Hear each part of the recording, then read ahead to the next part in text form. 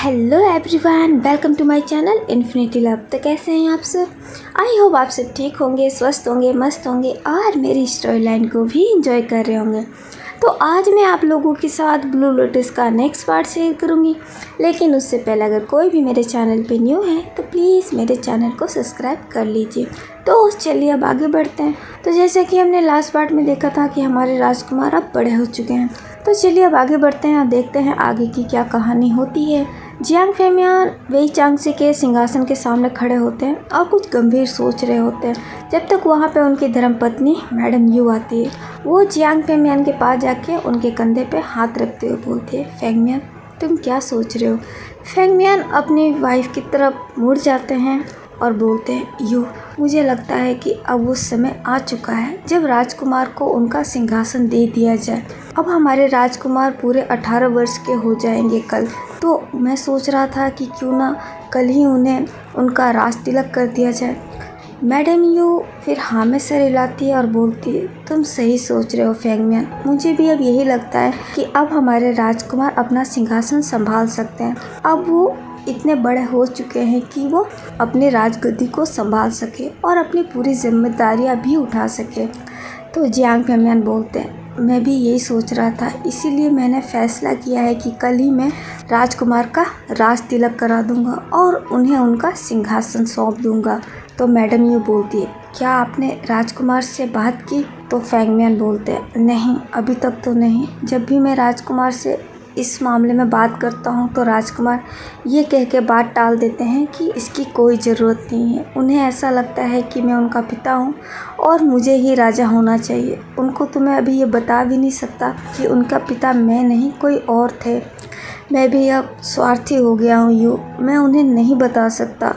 मैं उनका पिता बन के बहुत खुश हूँ। मैं चाहता हूँ कि वो मुझे अपना हमेशा पिता ही समझे और इसीलिए मैं चाहकर भी उनसे ये बात नहीं बता पा रहा हूँ।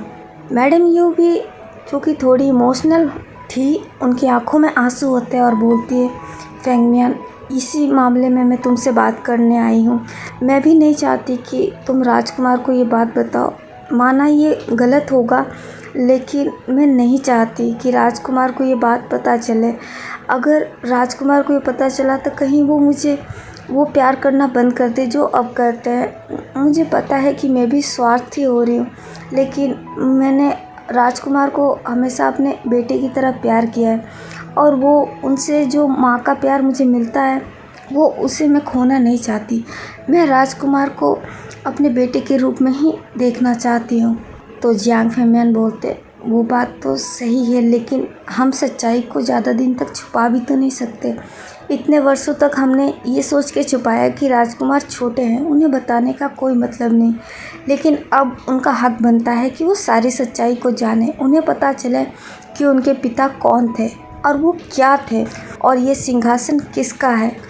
मैडम यू जो कि इस बात से सहमत नहीं है, लेकिन उनको सहमत होना होगा क्योंकि ये सच्चाई है। राजकुमार के असली पिता के बारे में राजकुमार को पता होना चाहिए। तो वो भी फिर हाँ में सर हिलाती है और बोलती है, जैसा तुम्हें ठीक लगे। तुम एक बार राजकुमार से बात करना और कल पहले तो तुम उनका राज तिलक करा दो। जियांग फेमियान भी फिर हाँ कर देते हैं और बोलते हैं, हाँ मैंने भी यही सोचा है कि कल उनके 18 वर्ष के जन्म दिवस पे ही उन्हें राजा बना दिया जाए। मैं आज ही सबको फरमान भेज दूंगा और सबको बुला भी लूँगा। मैडम ये भी फिर हाँ में सर हिला देती है। उधर दूसरी तरफ हमारे राजकुमार जो कि सुबह से ही लैंजन के साथ पहले अभ्यास किए और उसके बाद से वो लैंजन के साथ सैर पे निकल गए। लैंजन और हमारे प्यारे राजकुमार जिसे सैर करना बहुत पसंद है, उन्हें शिकार करना बहुत पसंद है। वो ये सब करना इसलिए पसंद करते हैं क्योंकि ऐसे में लैंजन उनके साथ होता है। इन कई वर्षों के बीच में राजकुमार के मन में लैंजन के प्रति बहुत स्नेह और बहुत प्यार भी आया है। वो दोनों दोस्त थे, लेकिन बढ़ती उम्र के साथ राजकुमार के मन में लैंजन के लिए प्यार भी बढ़ा है। वो पहले लैंजन को एक दोस्त के रूप में देखते थे, लेकिन अब उनकी फीलिंग्स दोस्त से बढ़ के हो चुकी है। वो लैंजन को दोस्त से कुछ ज़्यादा समझते हैं, लेकिन ये बात वो अभी तक किसी को बताए नहीं है।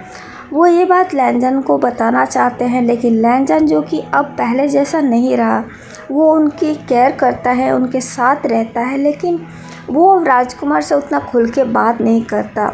वो राजकुमार को सच में एक राजकुमार की तरह ही मानता है। वो जो दोस्ती थी उन दोनों के बीच में अब वो कहीं फीकी पड़ गई है। तो इसीलिए राजकुमार को हमारे ये सब बहाने करने पड़ते हैं ताकि वो लैंजन के साथ अकेला समय बिता सके महल से दूर।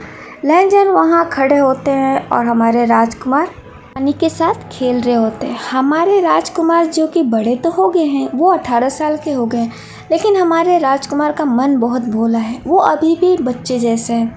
वो छोटी छोटी बातों पे खुश हो जाते हैं, छोटी छोटी चीज़ों करना उन्हें बहुत पसंद है। वो अभी भी एक बच्चे की तरह है, इसीलिए उनका खास ख्याल रखा जाता है, क्योंकि मैडम यू और जियांग फेमिया ने उन्हें बाहर की दुनिया दिखाई नहीं है, क्योंकि उनकी जान को बहुत खतरा है। इसलिए वो हमेशा महल के 4 दीवारों के बीच में रहते हैं, और अगर कभी बाहर जाते भी हैं तो उनके बॉडीगार्ड उनके साथ रहते हैं। उनके बहुत से सिपाही सैनिक उनके साथ जाते हैं, और लैंजन तो हमेशा साये की तरह रहता ही है। इसीलिए जब वो बाहर निकलते हैं तो और भी बच्चे बन जाते हैं। वो अभी के डेट में बच्चे ही बने हुए हैं। वो वहाँ लेक के किनारे पानियों के साथ खेल रहे होते हैं। उनसे थोड़ी ही दूर पे लैंजन खड़ा है और वो अपने राजकुमार को देख रहा है। राजकुमार जो कि पानी से खेल रहे हैं और उनके चेहरे पे एक बहुत ही प्यारी सी स्माइल है। लैंजन राजकुमार को देख रहा होता है जब तक उसे कुछ आभास होता है।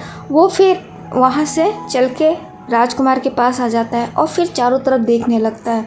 उसे ऐसा लग रहा है कि कुछ तो यहाँ पे गड़बड़ है, कुछ यहाँ होने वाला है। वो राजकुमार की तरफ देखता है, लेकिन राजकुमार को डिस्टर्ब करना भी उसके हक में नहीं है। वो राजकुमार की तरफ देखते हुए फिर हिम्मत करके बोलता है, राजकुमार।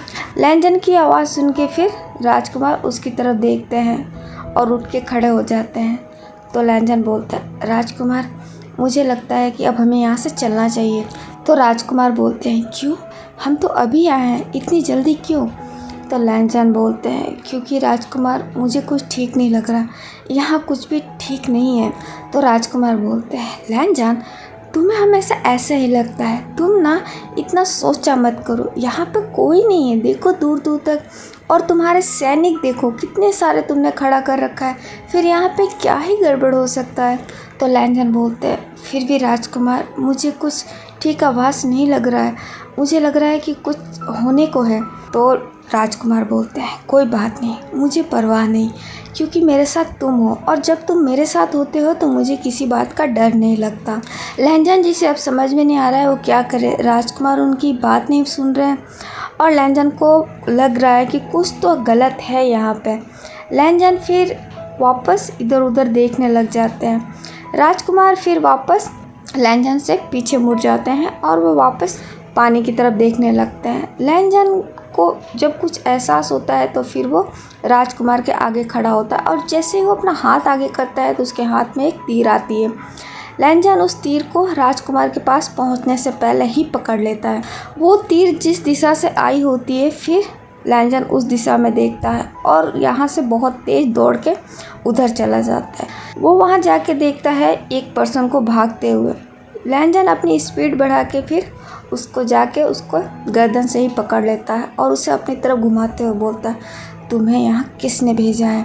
वो इंसान जो कि बहुत डर जाता है और वो लैंजन की तरफ देख रहा होता है। लैंजन फिर उसका गला और ज़ोर से दबाते हैं और बोलते हैं, अगर तुम्हें तुम्हारी जान प्यारी है तो बताओ, तुम्हें यहाँ पर किसने भेजा है? तुम्हारी इतनी हिम्मत कि तुमने हमारे राजकुमार पे हमला किया। वो इंसान जो कि अभी बहुत बुरी तरीके से डरा हुआ है, वो लैंजन की तरफ ही देख रहा होता है। लैंजन फिर अपनी दबाव ज़्यादा तेज़ करते हैं उसके गर्दन के ऊपर और बोलते हैं, मैं दोबारा नहीं पूछूंगा, मुझे जवाब दो। वो इंसान कुछ बोलता जब तक उसे एक तीर आके लग जाती है। लैंजन उस दिशा में देखते हैं जिस दिशा से वो तीर आई होती है। ये इंसान तीर खा के फिर ज़मीन पे गिर जाता है। लैंजन इसे उठाने की कोशिश करते हैं, लेकिन ये तो हाथों हाथ ही मर जाता है। लैंजन फिर उस दिशा में जाते हैं जिस दिशा से तीर आई थी, लेकिन वहाँ उन्हें कोई नज़र नहीं आता। लैंजन के सिपाही जो कि इधर उधर पहले से फैल गए होते हैं। एक सिपाही लैंजन के पास आता है तो लैंजन बोलते हैं, उसे ढूंढो, चारों तरफ देखो, कोई तो होना चाहिए, मुझे लगता है कि यहाँ पर कुछ तो गलत है। वो सिपाही फिर हाँ में सर हिला के वहाँ चला जाता है। लैंजन फिर राजकुमार की तरफ दौड़ते हैं क्योंकि राजकुमार वहाँ पे अकेले हैं। वो वहाँ जाके देखते हैं तो वहाँ पे कुछ सैनिक जो कि राजकुमार की कवर करके खड़ा होता है। लैंजन फिर राजकुमार के पास जाते हैं और बोलते हैं, राजकुमार मैंने बोला था ना आपको चलना होगा, अभी के लिए आप चलिए, हम फिर कभी आ जाएंगे। राजकुमार भी फिर हाँ में सर हिला देते हैं और वो लोग फिर वो वहाँ से निकलने लगते हैं। तो राजकुमार बोलते हैं, लैंजन मेरी बात सुनो। लैंजन फिर रुक जाते हैं और बोलते हैं, आदेश राजकुमार।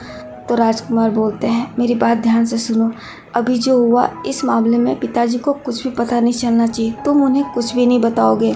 तो लैंजन बोलते हैं, पर राजकुमार ये बात मैं राजा साहब से कैसे छुपा सकता हूँ, ये बात तो उन्हें बतानी पड़ेगी। तो राजकुमार बोलते हैं, नहीं, मैं नहीं चाहता कि पिताजी को ये बात पता चले। तुम्हें पता है ना वो बात बात पे परेशान हो जाते हैं, और अगर उन्हें ये बात पता चली तो कल से वो मेरा बाहर निकलना भी बंद कर देंगे। और लैंजन मैं उस महल में नहीं रह सकता, मेरा दम घुटता है, मैं थोड़ा बाहर आना चाहता हूँ। बहुत मुश्किल से मुझे थोड़ा बाहर निकलने की आज़ादी मिलती है, और ऐसे में ये बात पता चलने पे पिताजी मुझे बाहर निकलने से पूरा मना कर देंगे, और ये मैं नहीं चाहता। इसीलिए तुम पिताजी को कुछ भी नहीं बताओगे, मुझे वचन दो। लैंजन जो कि अब दुविधा में है कि वो क्या करेगा, क्योंकि ये बात तो राजा साहब को बतानी ज़रूरी है, और अगर ये बात उसने राजा से छुपाई तो उसे सज़ा मिलेगी, और इधर राजकुमार की बात नहीं मानी तो भी उसे सज़ा मिलेगी। लैंजन अभी बहुत दुविधा में है। तो राजकुमार फिर से बोलते हैं, लैंजन तुम मेरे एक बहुत अच्छे दोस्त भी हो, तो प्लीज़ सॉरी, तो तुम मेरी मदद करो, और तुम ये बात मत उनको बताना, तुम ये बात मेरे पिताजी को मत बताना। लैंजन जो कि अभी कोई जवाब नहीं दे रहे होते हैं, वो सोच में होते हैं कि वो क्या कहें। तो राजकुमार बोलते हैं, ठीक है, तुम मेरी बात ऐसे नहीं मानोगे तो ठीक है, ये मेरा आदेश है कि तुम इस बात को पिताजी को नहीं बताओगे। लैंजन ये बात सुन के फिर राजकुमार की तरफ देखते हैं और वो फिर हाँ में सर हिलाते हैं। तो राजकुमार बोलते हैं, मुझे माफ़ करना, मैंने तुम्हें आदेश दिए, मैं ये करना नहीं चाहता, लेकिन तुम मेरे सामने कोई रास्ता नहीं छोड़ते। मैंने सोचा कि तुम मेरी बात मान लोगे, लेकिन तुम्हें तो मेरी आदेश ही समझ में आती है, तो ठीक है, ये इससे मेरा आदेश ही समझना। लैंजन फिर हाँ कर देते हैं और फिर वो लोग वहाँ से निकल जाते हैं। दूसरी तरफ एक महल के अंदर, ये एक महल है बट हमारे राजकुमार के महल जितना बड़ा नहीं, ये उनके मुकाबले बहुत छोटा महल है। वहाँ पे एक सिपाही जाता है और वहाँ के सिंहासन के सामने एक आदमी जो बैठा होता है उस सिंहासन पे, उसके सामने वो झुक जाता है और बोलता है, महाराज संदेशा है। वो आदमी उस सैनिक की तरफ देखता है और बोलता है, किसका संदेशा है? तो वो सैनिक बोलता है, ये युनमेक महल से आया हुआ है, ये महाराज जियांग फैमियान की महल से है। तो वो बोलता है, बताओ पढ़ के क्या लिखा है उसमें। वो फिर उस संदेश को खोलता है और पढ़ के बताता है। तो उसमें लिखा होता है कि कल राजकुमार के जन्म दिवस पे उनको इनविटेशन दी गई है। इतनी हिंदी में से नहीं बोली जाएगी।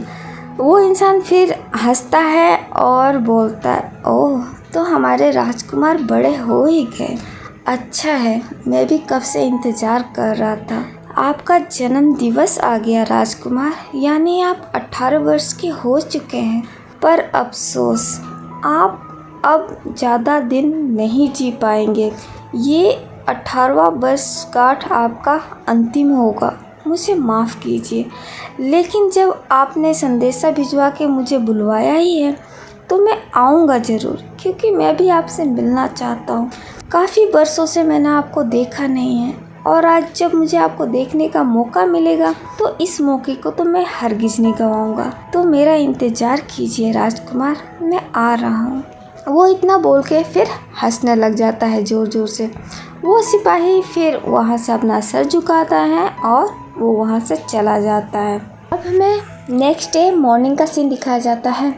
नेक्स्ट डे मॉर्निंग पूरे महल को सजाया जा रहा होता है, क्योंकि आज हमारे राजकुमार का 18वां जन्मदिन है, और ये बहुत खुशी का दिन है, क्योंकि आज राजा ने तय किया है कि वो अब राजकुमार को नए राजा के रूप में घोषित करेंगे। वो आज अपने राजकुमार का राज तिलक भी करना चाहते हैं, इसीलिए फिर वो पूरे महल को सजा रहे होते हैं।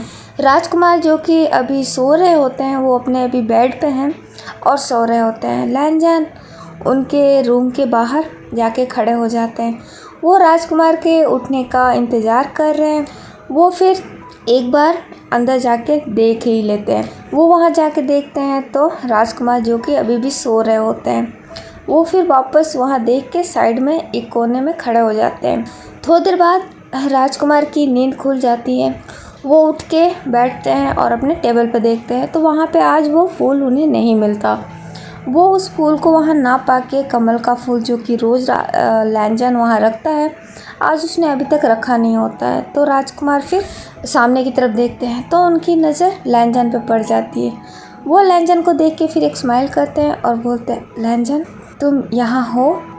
लैनजान फिर थोड़ा आगे जाके अपना सर झुकाते हुए उनको ग्रीट करते हैं और बोलते हैं, राजकुमार आप उठ गए, सुप्रभात।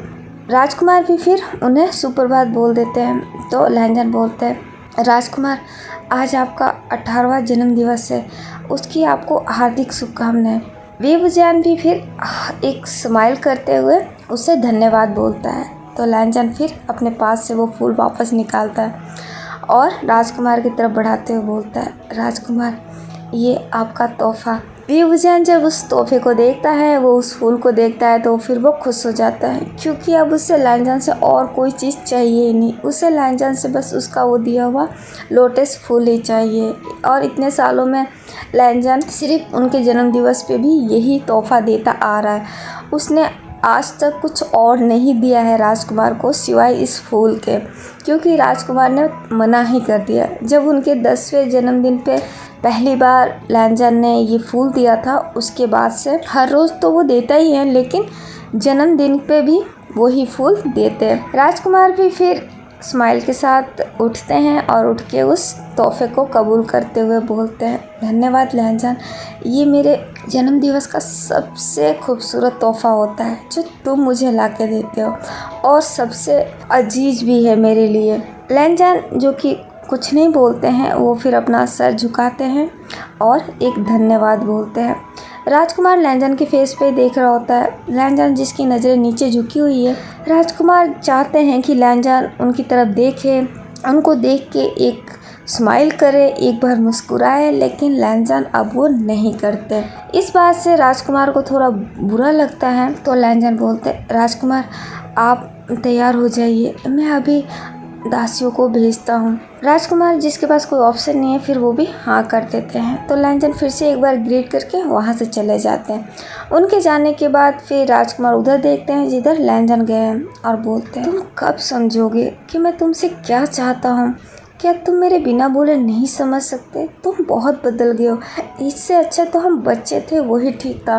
कम से कम तुम मुझसे हंस के बात तो करते थे, तुम मेरे साथ बैठते तो थे, तुम मेरे साथ खेलते तो थे, लेकिन जब से हम बड़े हुए हैं तब से तुम मेरी तरफ देखते भी नहीं हो। ऐसे में फिर मैं तुमसे कैसे बोल पाऊँगा? क्या तुम मेरी बात नहीं समझ सकते? लेकिन अब मैं और इंतज़ार भी नहीं कर सकता, मुझसे ये सब नहीं सहा जाएगा। अब मैं किसी तरीके से तुम्हें आके बोल दूँगा और तुम्हें मेरी बात माननी भी होगी। अगर तुमने मेरी बात ऐसे नहीं मानी तो मैं तुम्हें आदेश दूँगा कि तुम पूरी ज़िंदगी मेरे साथ रहो, क्योंकि मैं तुम्हें बहुत पसंद करता हूँ लैनजान। मुझे तुम्हारी आदत पड़ गई है, मैं तुम्हारा साथ चाहता हूँ अपनी पूरी ज़िंदगी के लिए। क्या तुम मुझे अपना साथ दोगे?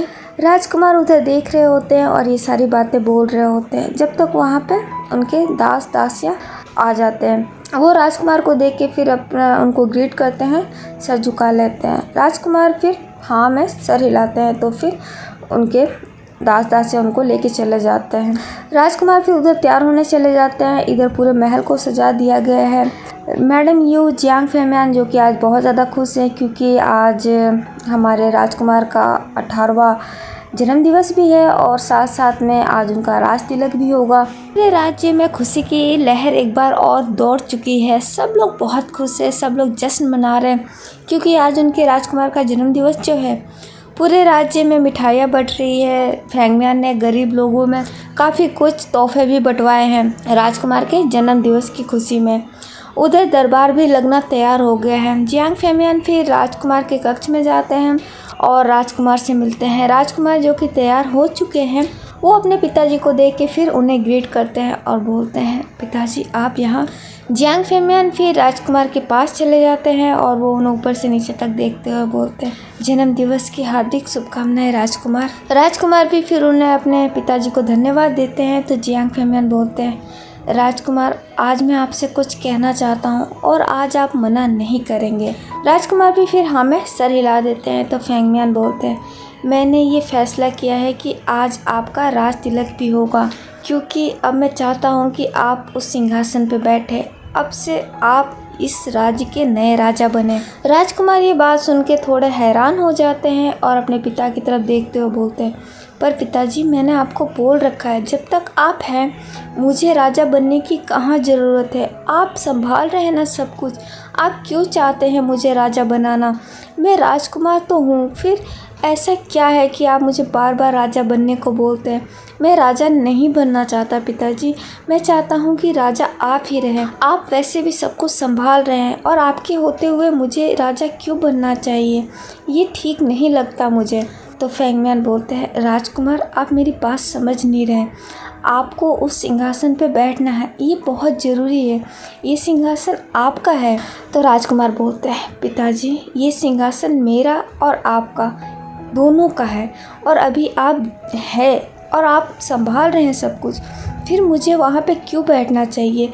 ऐसा तो नहीं है कि इस राज्य में कोई राजा नहीं है, आप राजा हैं तो फिर मुझे राजा क्यों बनाना चाहते हैं, ऐसी क्या बात है। जियांग फेमियान जो कि बोलना चाहते हैं कि वो उनके असली पिता नहीं हैं, लेकिन उनकी हिम्मत नहीं हो रही है क्योंकि उन्हें डर लगता है कि कहीं सच जानने के बाद राजकुमार जो उनकी इज्जत करते हैं, जो उन्हें पिता का प्यार देते हैं, शायद वो ना दे। जियांग फेमियान का एक दिल कह रहा है कि वो उन्हें बता दें और दूसरा दिल कह रहा है कि उनका दिमाग कह रहा है कि वो ना बताए, क्योंकि वो भी थोड़े से स्वार्थी है। उनकी कोई औलाद नहीं है और राजकुमार से उन्हें जो प्यार मिल रहा है वो उसे गंवाना नहीं चाहते।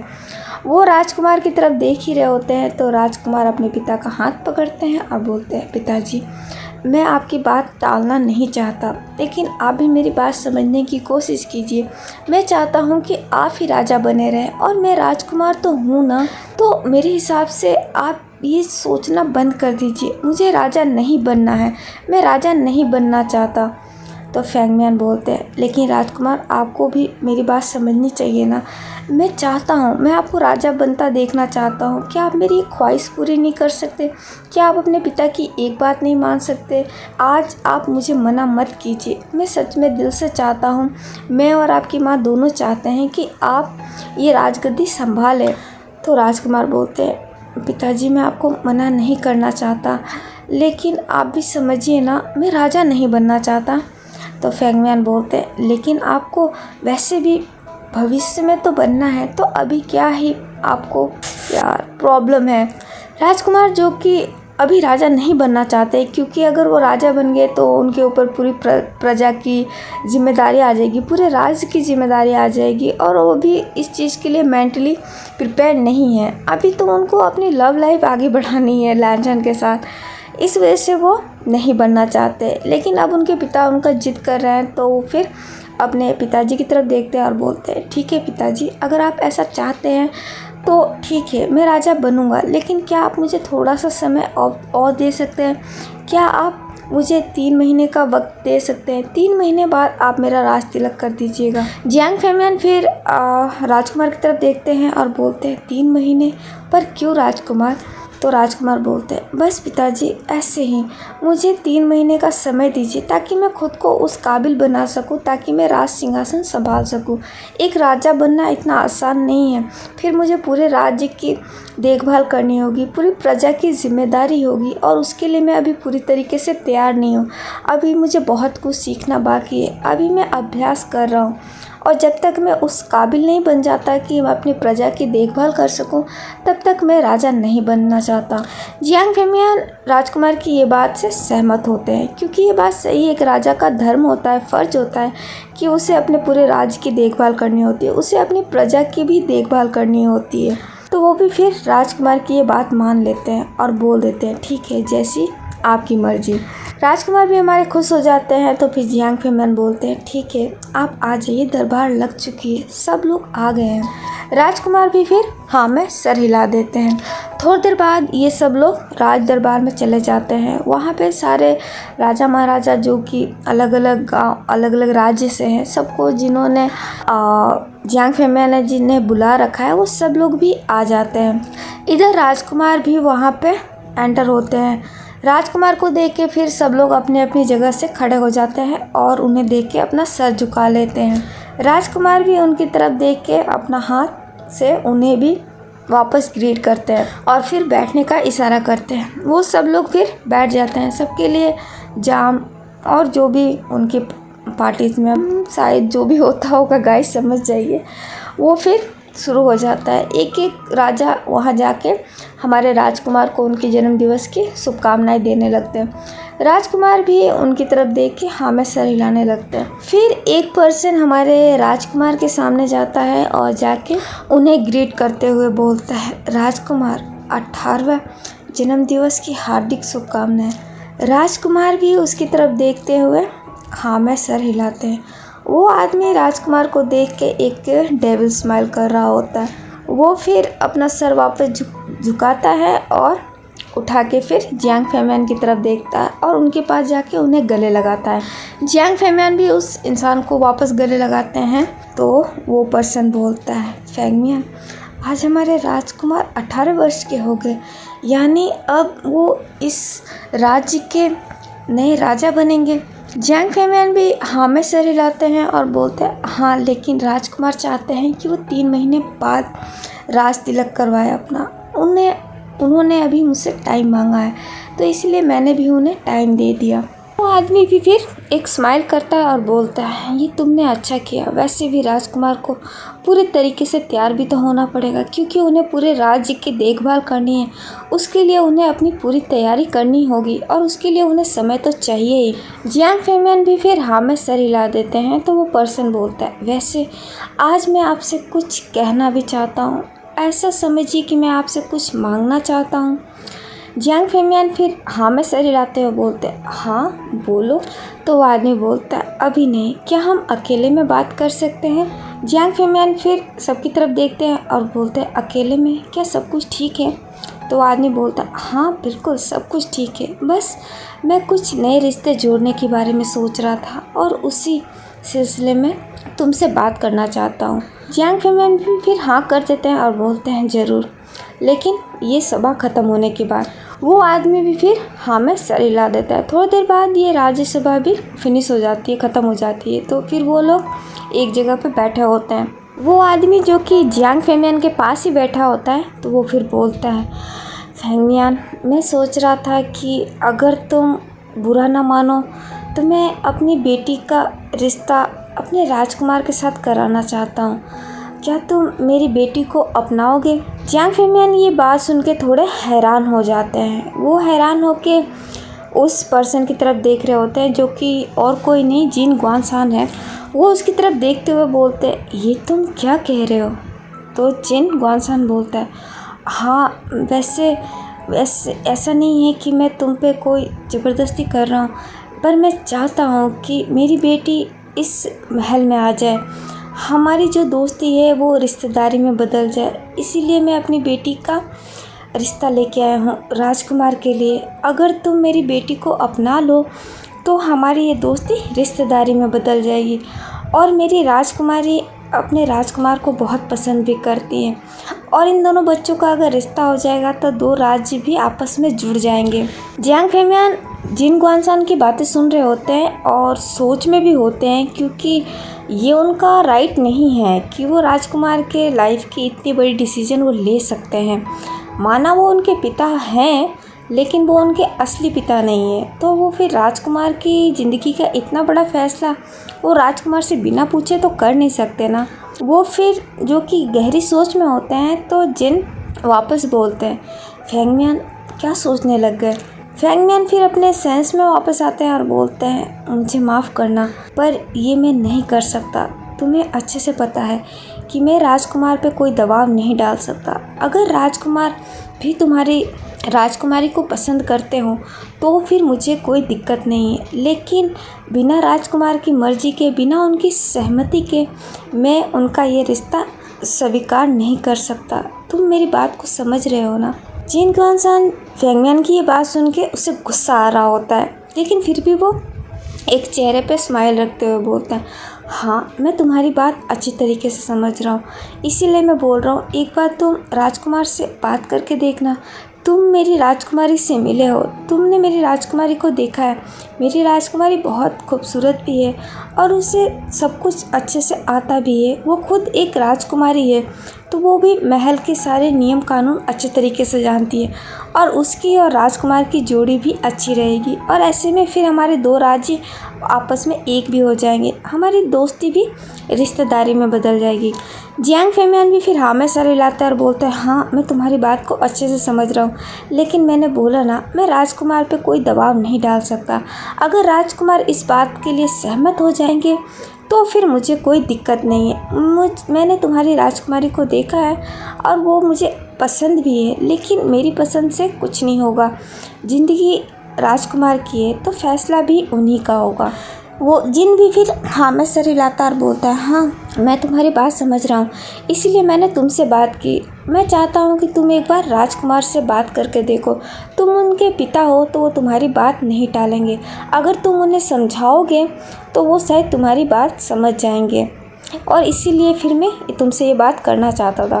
जियांग फेंगमियान भी फिर हाँ में सर हिला देता और बोलता है, मैं समझ रहा हूँ और मैं तुम्हारे कहने पे राजकुमार से बात भी करूँगा। अगर राजकुमार सहमत हो जाएंगे तो फिर मुझे कोई दिक्कत नहीं है। मुझे उल्टा खुशी होगी कि हमारे राजकुमार को इतनी प्यारी एक राजकुमारी भी मिल जाएगी। जिन ग्वानसान भी फिर एक स्माइल करता है और खड़ा होते हुए बोलता है, धन्यवाद फेंगमियान। फेंगमियान भी उसके पास जाते हैं और वो दोनों वापस गले मिलते हैं। तो वो जिन बोलता है, ठीक है तो मैं चलता हूँ, तुम राजकुमार से बात करना और जो भी हो मुझे बता देना। जियांग फेंगमियान भी फिर हाँ में सर हिला देते हैं। तो फिर वो इंसान वहाँ से चला जाता है। जिन ग्वानसान जब महल से बाहर निकलता है तो फिर महल को देखते हुए एक स्माइल करता है और फिर वो वहाँ से अपने घर के लिए चला जाता है। इधर फेंगमियान इसकी बातों के बारे में सोच रहे होते हैं और उनके मन में ये भी चल रहा होता है कि क्या उन्हें राजकुमार से इस मामले में बात करनी चाहिए, लेकिन उससे पहले वो अपनी वाइफ, अपनी महारानी, अपनी धर्मपत्नी से बात करना चाहते हैं। वो जाके फिर मैडम यू से इस मामले में बात करते हैं। तो मैडम यू भी यही बोलती है कि जैसी राजकुमार की मर्जी, अगर राजकुमार को पसंद है तो फिर उन्हें कोई दिक्कत नहीं होगी। जियांग फेंगमियान और मैडम यू फिर पहुंच जाते हैं राजकुमार के पास। राजकुमार ये बात सुन के बहुत ज़्यादा शॉक्ड हो जाते हैं और उन्हें गुस्सा भी आ जाता है, लेकिन वो अपने पिता के सामने गुस्सा नहीं करते हैं और उन्हें ये बोल के मना कर देते हैं कि वो अभी इस चीज़ के लिए तैयार नहीं है और वो शादी करना ही नहीं चाहते अभी। जियांग फेंगमियान भी फिर उनसे ज़्यादा जिद नहीं करते और सिर्फ इतना ही बोलते हैं कि एक बार वो उस लड़की से मिल ले, क्या पता मिलने के बाद वो उन्हें पसंद आ जाए और वो खुद भी ऐसा चाहते हैं कि राजकुमार उस लड़की से शादी करे।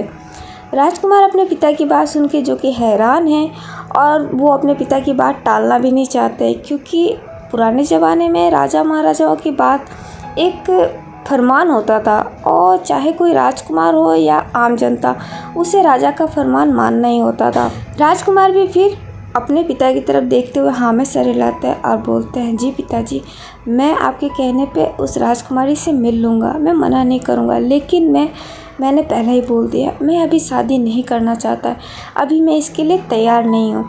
तो जियांग फेंगमियान बोलते हैं, ठीक है राजकुमार, लेकिन फिर भी मैं चाहता हूँ कि एक बार आप उससे मिले। मैं उस राजकुमारी से मिल चुका हूँ और वो राजकुमारी मुझे तो बहुत पसंद है, आप भी एक बार मिल लीजिए, क्या पता आपको भी पसंद आ जाए, तो फिर हम आपकी उससे शादी करा देंगे। वैसे भी अब आपकी शादी की उम्र हो चुकी है। राजकुमार जो कि ये बातें सुन के थोड़े अपसेट हो गए हैं, लेकिन फिर भी वो हाँ में सर हिलाते हैं। जियांग फेंगमियान फिर वो वहाँ से चले जाते हैं। तो राजकुमार सोचने लगते हैं कि ये क्या हो गया। वो उधर लैंजन को पसंद करते हैं, उन्होंने लैंजन से अभी अपने दिल की बात बताई भी नहीं है जब तक यहाँ पे उनका रिश्ता आ गया। इसीलिए राजकुमार अब ये फैसला करते हैं कि वो लैंजन से जाके अपने दिल की बात बताएंगे, ताकि अगर लैनजान हाँ कर दे तो फिर वो अपने पिताजी को बता देंगे लैनजान के बारे में। उधर दूसरी तरफ महल के अंदर जिन गुआनसान बैठा होता है और उसके पास एक उसका दोस्त बैठा होता है। वो दोस्त जिन गुआनसान की तरफ देखता है और बोलता है, ये तुमने क्या किया? तुम तो राजकुमार से नफरत करते हो, तुम उन्हें मारना चाहते हो, तो तुम उनके साथ अपनी बेटी का रिश्ता क्यों तय कर रहा है? जिन गुआनसान फिर हंसता है और बोलता है, हाँ, तुम्हें क्या लगता है कि मैं उससे अपनी बेटी की शादी कराऊंगा? हरगिज नहीं। मैं तो ये रिश्ता इसलिए लेके गया कि एक बार अगर फेंगमियान मान गया और अगर राजकुमार भी सहमत हो गए तो मुझे उनको मारना बहुत आसान हो जाएगा। तब मैं उनके आसपास आराम से जा सकता हूँ। अभी उनके आसपास जाना आसान नहीं है। उन्हें मैंने बाहर मारने की भी कई बार कोशिश की, लेकिन हर बार मैं फेल हो जाता हूँ, नाकाम हो जाता हूँ। इसीलिए मैं सोच रहा हूँ, अगर मैंने फेंगमियान से रिश्ता बना लिया और अगर राजकुमार से मेरी बेटी का रिश्ता तय हो गया तो फिर राजकुमार को रास्ते से हटाना बहुत ही आसान हो जाएगा। तो आदमी बोलता है, फिर तुम्हारी बेटी का क्या तुम अपनी बेटी के बारे में नहीं सोचोगे? तुम अपनी बेटी की शादी करा के फिर राजकुमार को मार दोगे, ये क्या ठीक होगा? तो जिन बोलता है, हाँ, मैं तो अपनी बेटी को भी मार सकता हूँ, तो फिर उस राजकुमार की क्या? मुझे कोई फ़र्क नहीं पड़ता। मुझे अभी कुछ भी नहीं सोचना है। मेरे दिमाग में तो बस इतना ही चल रहा है, उस राजकुमार को अपने रास्ते से हटाना। जब तक मैं उसे जान से मार नहीं देता तब तक मुझे सुकून नहीं मिलेगा। उसके बाप की वजह से मैं कभी भी एक अच्छा राजा नहीं बन पाया। हर प्रजा उसकी तारीफ़ करते, हर कोई उसी को राजा मानता है। सबके दिलों पे उसके ही राज था। बहुत मुश्किल से तो मैंने उसको अपने रास्ते से हटाया, लेकिन फिर ये उसका बेटा ये बच गया। अब इसे भी अपने रास्ते से हटाना है। एक बार अगर ये राजकुमार मेरे रास्ते से हट गया तो फिर युनमेट का पूरा राजमहल मेरा होगा, वहाँ की पूरी प्रजा मेरी होगी। फिर इस पूरे राज्य पे सिर्फ मेरा राज होगा और किसी का नहीं। वो आदमी भी फिर हाँ में सर हिलाता और बोलता है, मैं तुम्हारी बात समझ रहा हूँ, लेकिन मुझे नहीं लगता ये इतना आसान होगा, क्योंकि तुम्हें अच्छे से पता है कि राजकुमार के पास कितनी सेना है। उनकी हिफाजत के लिए हर समय सेना मौजूद होती है और उसके अलावा एक वो उनका अंगरक्षक, वो अकेला 100 पे भारी पड़ता है। तो जिन गुआनसान बोलते हैं, बस मुझे उसी की फ़िक्र है। हर बार जब मैं उस राजकुमार को अपने रास्ते से हटाने की कोशिश करता हूँ वो बीच में आ जाता है। राजकुमार को मारने से पहले मुझे उसे अपने रास्ते से हटाना पड़ेगा, क्योंकि जब तक वो मेरी नज़रों के सामने रहेगा और वो राजकुमार के आसपास रहेगा तब तक तो मैं कुछ भी नहीं कर पाऊँगा, क्योंकि वो ऐसा करने नहीं देगा। इसीलिए मैं सोच रहा हूँ कि सबसे पहले उसे अपने रास्ते से हटाऊँ। वो आदमी भी फिर जिन गुआनसान की तरफ देखते हुए बोलता है, तो क्या तुमने कुछ सोचा है कि तुम क्या करोगे? तो जिन गुआनसान हंसता है और बोलता है, हाँ, बेशक मैंने सोच रखा है। अब बारी आ गई है, अब समय आ चुका है कि मुझे उसको बुलाना होगा। तो वो आदमी बोलता है, उसको? किसको? तो जिन गुआनसान बोलते हैं, जब वो आएगा तो तुम्हें पता चल जाएगा। वही अब मेरी मदद कर सकता है। वो उस अंगरक्षक और उस राजकुमार दोनों को मेरे रास्ते से हटाने में मेरी मदद करेगा। अब बस मुझे इंतज़ार है। मैंने संदेशा भिजवा दिया है, एक बार वो बस मेरे पास आ जाए, उसके बाद से ये राजकुमार की कहानी हमेशा के लिए ख़त्म हो जाएगी। वो भी फिर हंसने लग जाता है। उसकी बात सुन के जिन गुआनसान भी हंसने लगते हैं। इधर दूसरी तरफ हमारे राजकुमार, जो कि बहुत ज़्यादा परेशान है, क्योंकि उन्हें उनके पिताजी ने आज उनसे शादी की बात की है और वो चाहते हैं कि वो उस लड़की से मिलें, और राजकुमार इस चीज़ के लिए तैयार नहीं है, क्योंकि राजकुमार हमारे लैनजान को पसंद करते हैं और लैनजान जो कि उनसे ठीक से बात भी नहीं करता है। वो उनके साथ तो रहता है लेकिन उनसे बात नहीं करता। राजकुमार जो कि बहुत ज़्यादा परेशान होते हैं, वो अपने बिस्तर पे सो रहे होते हैं लेकिन उन्हें नींद नहीं आ रही होती है। वो फिर करवटें बदल रहे होते हैं और बदलते बदलते वो परेशान हो जाते हैं, फिर उठ के बैठ जाते हैं। वो काफ़ी देर तक ऐसे बैठ के सोचने लगते हैं और बोलते हैं, नहीं, ये मैं नहीं होने दे सकता। मुझे लैनजान से बात करनी होगी। अब मैं और चुप नहीं रह सकता। मुझे उसे जाके बताना होगा कि मैं उसके लिए क्या सोचता हूँ, मेरे दिल में उसके लिए क्या है। अगर लैनजान ने मुझे अपना लिया तो फिर मैं पिताश्री को भी बोल दूँगा और उसके बाद से मैं लैनजान से ही शादी कर लूँगा। मैं किसी और से शादी नहीं कर सकता, नहीं, मैं इसके लिए तैयार नहीं हूँ। राजकुमार अपने आप में बात कर रहे होते हैं और परेशान हो रहे होते हैं। उन्हें नींद नहीं आती है तो फिर वो उठ के वहाँ से चले जाते हैं चित्रकारी करने। हमारे राजकुमार की एक और भी शौक़ है, उन्हें चित्रकारी करना बहुत पसंद है, जो कि हमारी लैंग्वेज में बोला जाए तो पेंटिंग करना। वो बहुत अच्छे आर्टिस्ट भी हैं। वो वहाँ जाते हैं और अपना ब्रश उठाते हैं और कैनवास के ऊपर अपना हाथ चलाना शुरू कर देते हैं। वो काफ़ी देर तक ऐसे ही कैनवास पे काम कर रहे होते हैं। 2-3 घंटे की मेहनत के बाद वो कैनवास पे देखते हैं तो वहाँ पे उन्होंने लैनजान की तस्वीर बना डाली होती है। लैनजान की एक मुस्कुराती हुई तस्वीर। राजकुमार उस तस्वीर की तरफ देखते हैं तो फिर उनके चेहरे पे भी एक प्यारी सी स्माइल आ जाती है। वो फिर उस तस्वीर को देखते हुए बोलते हैं, लैनजान, क्या तुम मेरी दिल की बात को समझोगे? मैं तुम्हें बहुत पसंद करता हूँ। इन बढ़ती दिनों में, इन सालों में मैंने तुम्हें लेके जो भी एहसास किया है वो मैं तुम्हें बताना चाहता हूँ। मैं तुम्हें ये बताना चाहता हूँ कि मैं तुम्हें कितना पसंद करता हूँ और मैं तुम्हारे साथ रहना चाहता हूँ। क्या तुम मेरे साथ रहोगे? क्या तुम पूरी ज़िंदगी मेरा साथ दोगे, मेरा ख्याल रखोगे जैसे तुम अभी रखते हो? लैनजान की वो तस्वीर देख रहे होते हैं और ये सारी बातें कर रहे होते हैं और वो लैनजान को लेके सोच भी रहे होते हैं।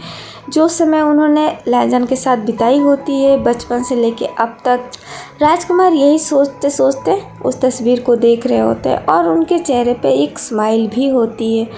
ओके गाइस, आज के लिए बस इतना ही। आगे की स्टोरी हम नेक्स्ट पार्ट में जानेंगे। गाइस, इस स्टोरी में मुझे एक्सप्लेन करने में थोड़ी सी गलतियाँ हो रही है क्योंकि इस एफएफ के अंदर जो हिस्ट्रिकल चैप्टर है उसमें फिर मुझे हिंदी, शुद्ध हिंदी बोलनी पड़ रही है और उसमें थोड़ी सी मुझसे मिस्टेक हो जा रही है। मैं थोड़ी अटक जा रही हूँ, वो मुझसे नहीं हो पा रहा है। तो प्लीज़ उस चीज़ को थोड़ा सा इग्नोर कर दीजिएगा, लेट गो कीजिएगा, बिकॉज़ मैं इतना प्रॉपरली नहीं बोल पाती हूँ इतनी हिंदी। फिर भी मैं ट्राई कर रही हूँ बट फिर भी थोड़ी बहुत गलतियाँ तो हो ही रही है। तो प्लीज़ उस चीज़ों को आप थोड़ा इग्नोर कर दीजिएगा और स्टोरी आपको जैसी भी लगे तो प्लीज़ आप मुझे कमेंट करके बताइए भी कि आपको ये स्टोरी लाइन कैसी लग रही है। आई नो अभी आपको थोड़ी चीज़ें समझ में आ रही होगी, थोड़ी चीज़ें समझ में नहीं भी आ रही होगी, लेकिन ये हमारे विंग का पास्ट है तो हमें देखना होगा आगे। बहुत जल्दी मैं इस फ्लैशबैक को भी ख़त्म करूँगी। तो आज के लिए बस इतना ही। आगे की स्टोरी हम नेक्स्ट पार्ट में जानेंगे। और अगर आपको आज का ये वीडियो पसंद आया है तो प्लीज़ मेरे इस वीडियो को लाइक, कमेंट, शेयर और मेरे चैनल को सब्सक्राइब करना ना भूलें। तो मिलते हैं ब्लू लोटस के नेक्स्ट पार्ट में। जब तक आप अपना ख्याल रखिएगा। Bye bye, take care.